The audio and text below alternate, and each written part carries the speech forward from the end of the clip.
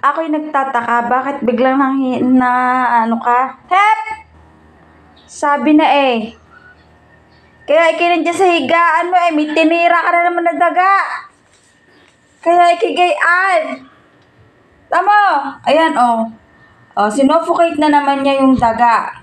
Ang ginagawa kasi na rin sa daga, pag nakakahuli aray, ay nilulumlom bago nakalawitan din ang buntot. Nilulumlom niya pag hindi na nagalaw sa loob ng kanyang bibig, niluluwa na niya. Pero hindi naman niya kinakagat. Ayan oh, ang liit oh. Ang liit ng daga. Bakit pinatay? Yak! Killer! Killer ka, killer! Yak! Yak! Luffy! Pumatay ka na naman ng daga. Daig mo pang pusa.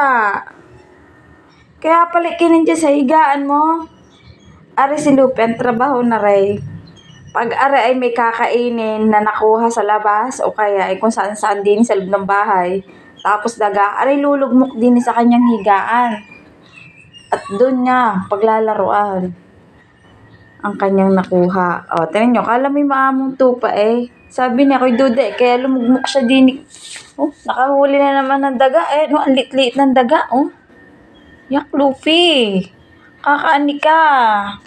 Oh, ayan, oh, ang daga. Oh my God. Wawa naman. Oh my God. Luffy, pinatay mo na naman yung daga, oh. Nilumlum mo. Ang bastos mo.